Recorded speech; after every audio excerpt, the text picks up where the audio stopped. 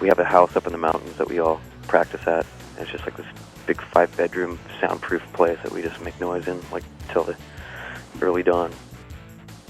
With the band aiming for a more acoustic, vintage sound this time around, in contrast to the punkier sound that Fushu Mang was dominated by, Camp and Valentine did their best to come up with a lot of old equipment to record with, including ribbon microphones and dusty amplifiers.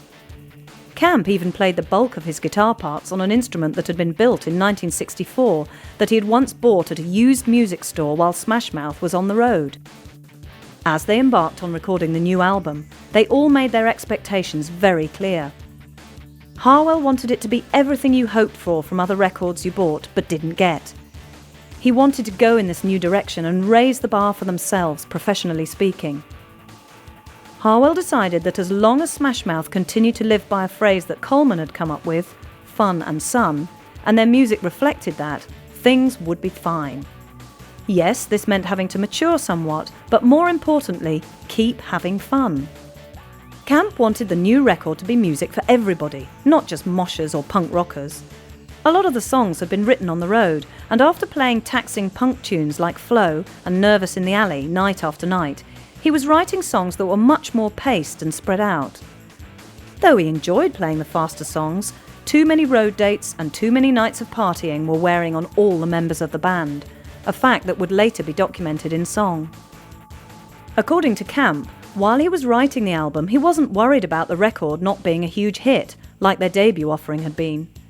Instead, the members of Smash Mouth concentrated on recording the best songs that they could and practicing as hard as they could so that the final product would be the best they had to offer.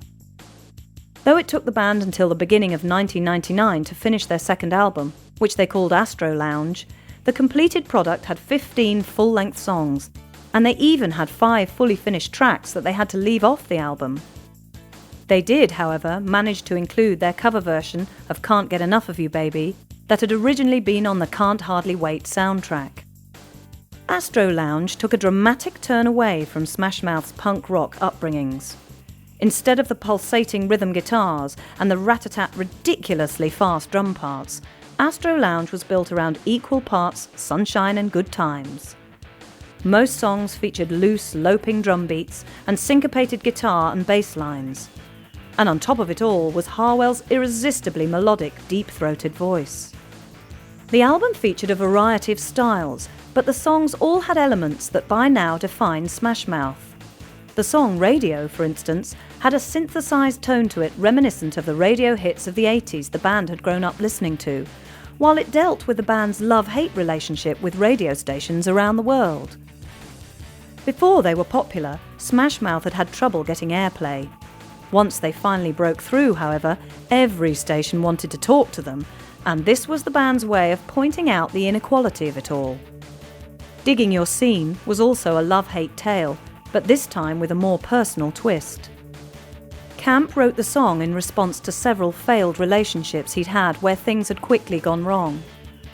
As with drugs, in relationships that aren't working, people become addicted to each other and can't live without them, even though it is detrimental to live with them.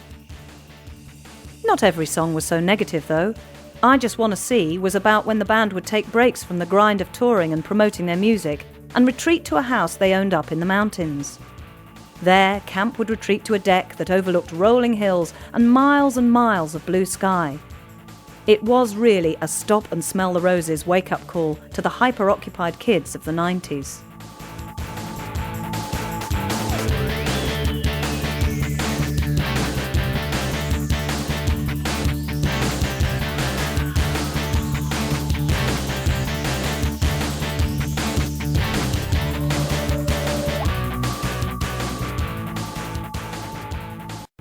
We do surf instrumentals and we do, little hip-hop things. Yet Camp also addressed the ills of touring and constant partying. When the Morning Comes described the morning-after atmosphere of their tour bus after a night of drinking and flirting. Inevitably, the guys would always question why they'd been acting the way they had, temporarily questioning their reckless lifestyle, but at the same time realising that they would never escape it because of the short but fun high it provided. Another band favourite was Camp's Defeat You, which was about people's animal instincts causing them to try and get ahead in life while at the same time stepping on those who'd helped them get where they were. Fallen Horses touched on the grief that ensued from losing a friend, while Come On prompted listeners to confront slacker friends, to urge them to get up, get out and do something. One song they were particularly proud of was Waste, an acoustic dirge that marked new territory for the group. The song was spawned from a stoned boredom the band was enduring one day while on tour in the middle of America in the tiny town of Peoria, Illinois. As the band's road crew was setting up the stage and their instruments, Camp and Delisle climbed to the top row of the arena's bleachers and talked to pass the time. Suddenly, Delisle suggested taking a hip-hop beat and playing acoustic folk music over the top of it. Though Camp quickly pointed out that this was the sound that Beck had trademarked, Delisle had other plans. They hastily adjourned to the group's tour bus, where Camp had all of his equipment set up. He came up with a rudimentary beat, and over the top of it, Delisle improvised a bass line. While they worked on the song, Coleman and Harwell stopped in and laughed at the tune, but once Camp wrote a guitar part and lyrics, no one was laughing anymore. Harwell fell head over heels in love with the song because he felt it made him think about a lot of stuff in his personal life, making him look deeper inside himself than he wanted to, scaring him.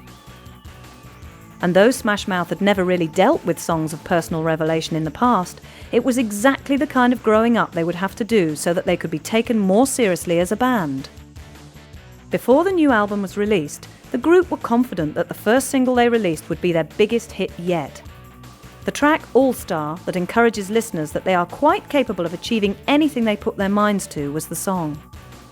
Hey now, you're an all-star, get your game on, go play, go the lyrics, which were written by Camp. With Smash Mouth's increased popularity, Camp was feeling it more important to present a positive message. He felt he had a certain responsibility now that Smash Mouth were being featured in the worldwide mainstream and were being watched by a lot more people than when he was writing songs by himself in his bedroom. The very first time that Interscope allowed radio programmers to hear All Star, they went wild for the song, saying that they wanted to play it right away and couldn't wait for the track to be released. 3 weeks before the song's official May the 4th release date, copies mysteriously appeared at several influential stations in major American markets, such as Los Angeles, New York, Seattle and Atlanta. Months later, Harwell admitted that he had been the one that leaked the song because he'd been so excited by its potential that he couldn't wait for it to come out. As soon as Interscope allowed the track to be played, something happened similar to what had happened with Walking on the Sun. All Star shot to the top of the charts, landing at number 1. With its sunny, feel-good vibe blaring from radios all over the place, Smash Mouth had written the soundtrack to summer 1999.